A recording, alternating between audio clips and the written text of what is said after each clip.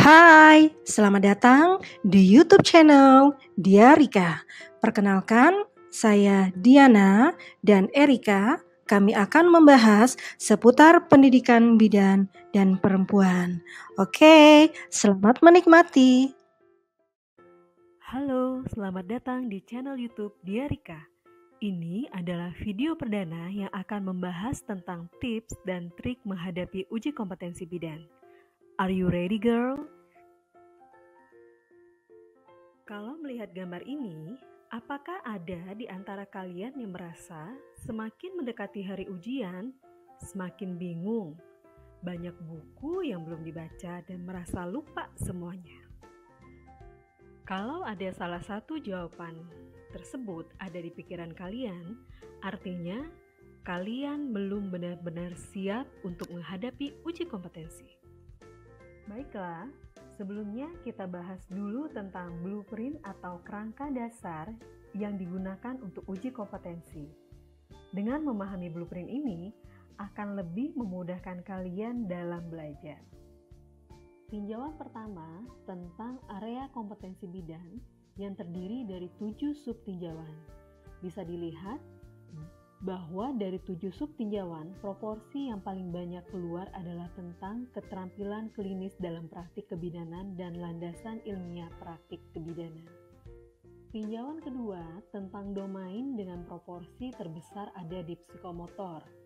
Artinya, soal uji kompetensi bidan ini banyak memuat tentang prosedur keterampilan.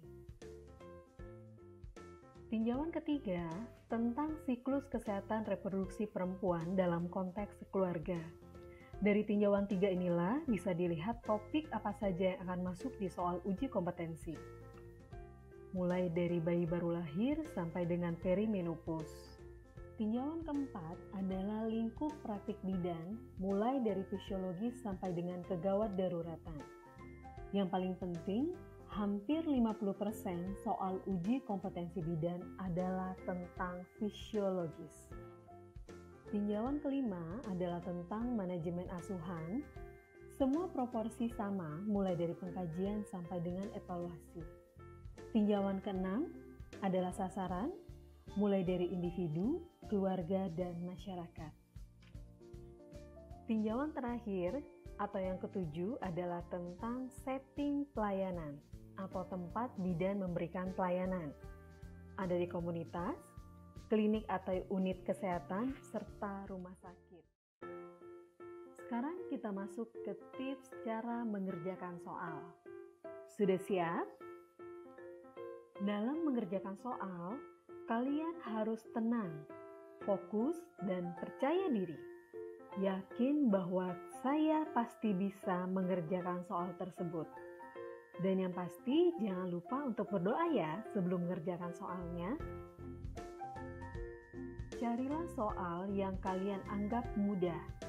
Jangan terpaku pada soal yang sulit, dan pastikan pada akhir waktu ujian, semua soal dijawab dengan menggunakan logika umum. Jangan hitung kancing ya. Dan dalam uji kompetensi ini, jika benar mendapatkan poin 1 dan jika salah, tidak ada pengurangan nilai. Jadi, sebisa mungkin semua soal harus terjawab. Perbanyaklah latihan soal-soal uji kompetensi. Semakin sering kalian berlatih, akan menambah rasa percaya diri. Apakah kalian sudah pernah mencoba untuk menghitung berapa detik waktu yang dibutuhkan mulai dari membaca soal sampai dengan menjawabnya? Kalau belum, harus dicoba ya. Menghadapi uji kompetensi ini, kemampuan baca harus ditingkatkan. Harus bisa membaca dengan cepat atau yang kita sebut dengan skimming. Jika skimming belum bisa, lakukanlah dengan scanning setiap kata penting atau keyword yang ada di soal tersebut. Waktu rata-rata yang digunakan untuk menjawab soal adalah 60 detik. Perhatikan waktu yang tersisa untuk memilih soal yang dikerjakan dengan baik. Jangan tergesa-gesa, fokus pada jawaban soal. Pahami struktur soal. Struktur soal Uji kompetensi ini terdiri atas vignette atau kasus, kemudian ada pertanyaannya, dan diakhiri dengan 5 pilihan jawaban. Bisa dilihat, inilah struktur dari soal uji kompetensi. Sekarang kita bahas satu persatu struktur soal uji kompetensi. Yang pertama adalah vignette atau yang dikenal dengan kasus. Vignette biasanya berisi kasus klinis.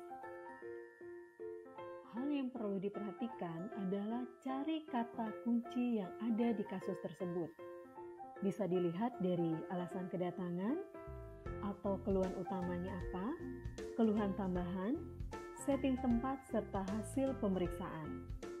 Kemampuan dalam membaca dan mencari kata kunci akan sangat membantu mengarahkan untuk mengeliminasi 4 pengecoh atau kita sebut distraktor dan mencari satu pilihan jawaban yang paling tepat. Yang perlu diperhatikan adalah kata kunci pada pertanyaan atau let in. Contohnya, jika pertanyaan tentang tindakan, pastikan kembali yang ditanyakan apakah tentang tindakan pertama atau tindakan utama. Jika ditanyakan adalah prioritas pertama, maka carilah jawaban yang menunjukkan bahwa tindakan tersebut harus dilakukan pertama kali sebelum tindakan lain. Namun, jika pertanyaan berfokus pada tindakan utama, maka pilihlah hal terpenting yang harus. Struktur yang terakhir adalah opsi jawaban. Yang perlu diingat, semua pilihan jawaban adalah homogen. Tidak ada yang tampak mencolok atau berbeda. Hanya ada satu jawaban yang benar. Pengecoh dibuat berdasarkan kenyataan di lapangan, sehingga ketepatan pilihan jawaban sangat dipengaruhi oleh pemahaman teori dan kata kunci. Bacalah setiap pilihan jawaban yang tersedia sebelum menjawab. Eliminasi atau abaikan pilihan jawaban yang salah atau tidak mungkin. Fokuskan logika pada jawaban yang mungkin berdasarkan pada kata penting dalam vignette dan pertanyaan.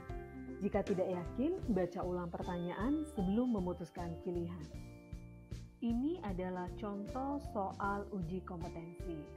Silahkan dibaca terlebih dahulu. Kata kunci yang ada pada kasus ini adalah yang pertama, TFU tidak teraba, kandung kemih kosong, serta tidak ada robekan perineum.